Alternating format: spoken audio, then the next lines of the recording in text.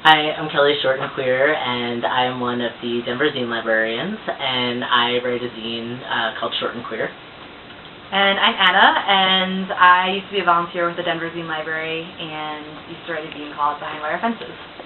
And so Anna and I were sitting around reminiscing about the good old days at the Denver Zine Library, and we decided to come up with some things that we wanted to share with you.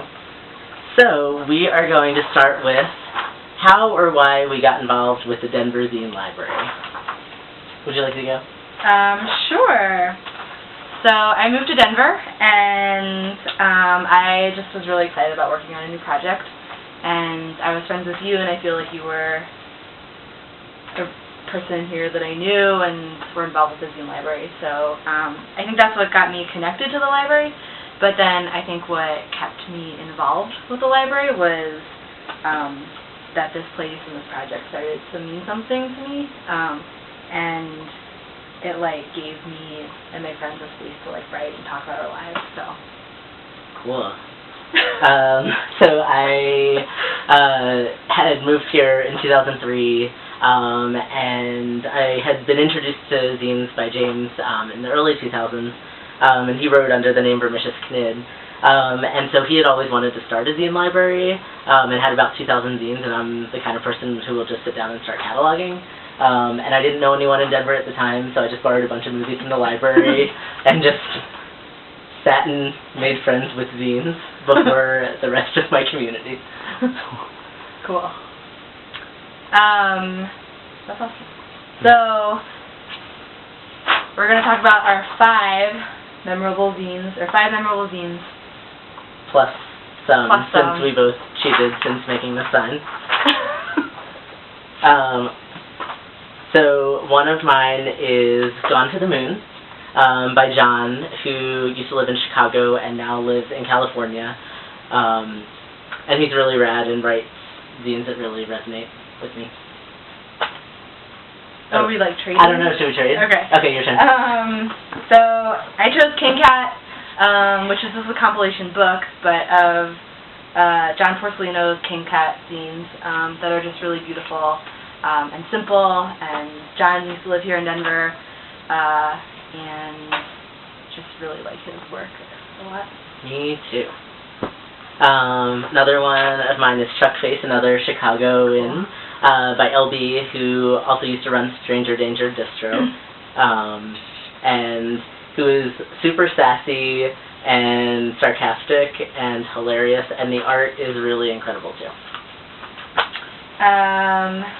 I chose With Heart and Mouth, which is a zine by this person, Anna, I think. But I haven't read the zine in a while. It's from 2004, but it was a zine that I guess stuck with me, just about race identity and other kinds of identities, and I just remember really liking it. So. Cool. I chose Invisible Robot Fish, specifically the issue The Guy Whose Head Wouldn't Stop Growing. I like that one. And this is a series where he actually puts his honest time on the back, which this one is 2 hours and 3 minutes.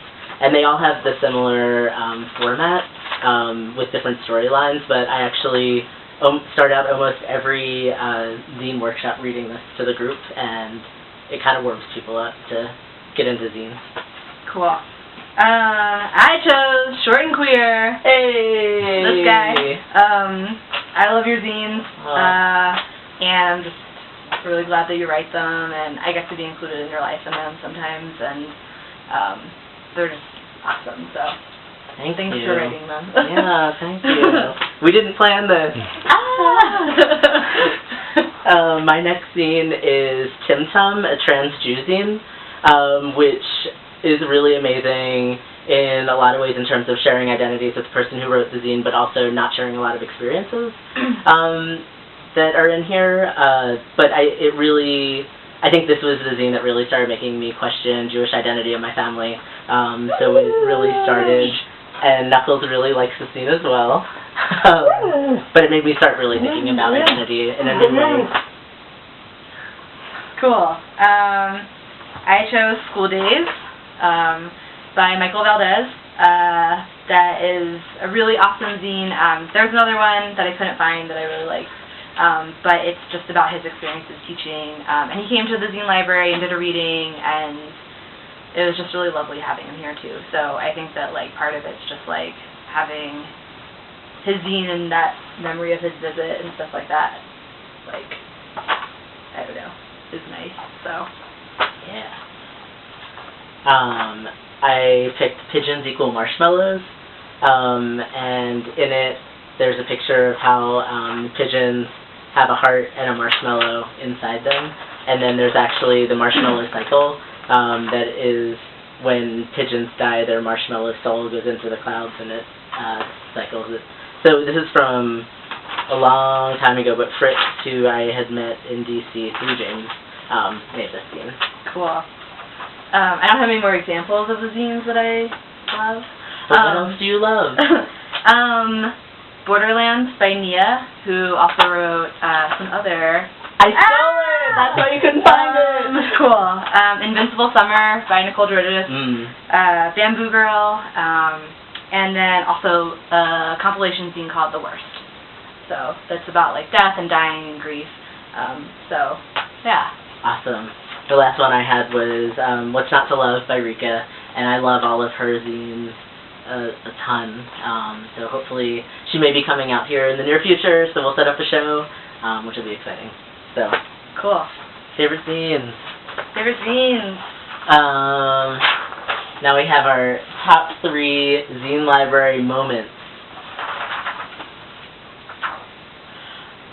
Well, one of mine is, actually before I moved to Denver, is when I came through Denver and visited with you and James, and I remember that one of the things that we did while I was here was, it was kind of like pre-zine library actually existing, was cutting out boxes and painting boxes to contain all of the zines for the zine library, and some of them are still at the zine library, so it was cool.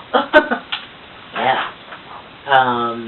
One of mine is actually the grand opening of the Denver Zine Library in December 2003, and it was winter, and we were in the unheated backyard shed, and it was cold, but we had awesome musicians and zine readers, and a lot of folks who I ended up becoming really good friends with after that. Cool. One of my other ones was the first Zine Fest. That was, I can't remember what year it was. 2006, and it was you and me and Kelly and Steven from Iron Feather Books organizing the Zine Fest, and it was at a small printing press studio called Matter, and it was just really, I don't know, it felt really good. So I think that's always kind of stayed with me. Cool. It's funny that we didn't share our things, but one of my favorite moments was the 2007 Denver Zine Fest, which was the second one, when we were at Andy King Gallery. And part of why I really liked it was that we had people who came from out of town, so Chris from Milwaukee, who does stuff with QZAP, LB from Chicago, and then Michael Valdez from School Days. And so it just was so fun to have like people come here and share what they had. Cool.